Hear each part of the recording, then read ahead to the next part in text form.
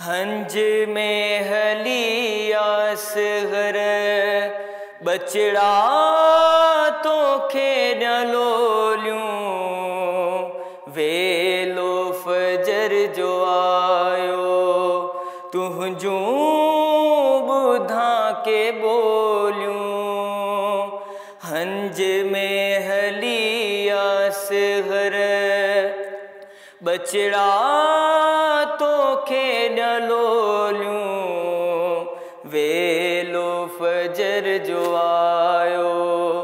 तुंहिंजूं ॿुधा के बोलियूं तो रोवां थी प्यासा तारा ॾिसी फजर जा तो रोवां थी प्यासा तारा ॾिसी फजर जा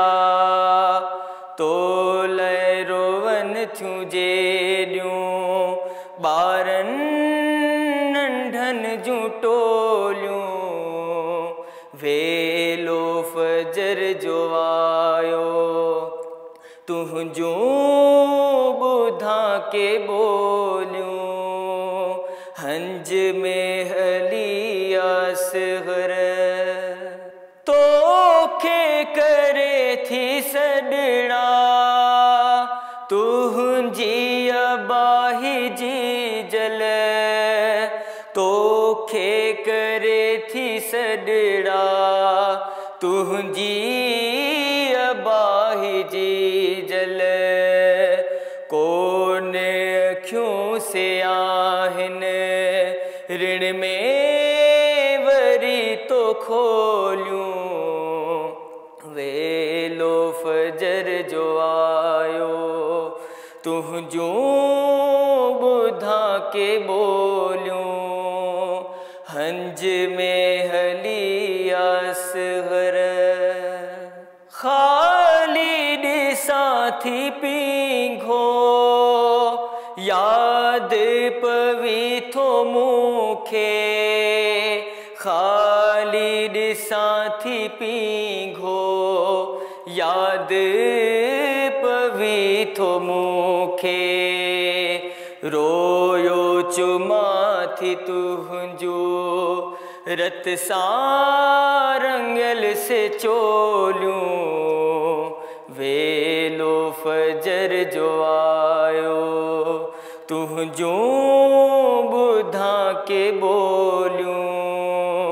हंज में हली असगर असगर जे दर तां खाली मोटो न को बि नादर असगर जे दर तां खाली मोटियो न को बि नादर जिन बि घुरियो तिन जूं भरजी वञनि थियूं झोलियूं वेलो फजर जो आयो तुंहिंजूं ॿुधा के बोलियूं हंज में हली असगर बचड़ा तोखे न लोलियूं वेलो फजर जो आयो तुंहिंजूं ॿुधा के बोलियूं सब्सक्राइब कयो असांजो official YouTube channel SIM TV HD Islamic ऐं वधीक अपडेट लाइ बेल आइकन खे क्लिक करियो।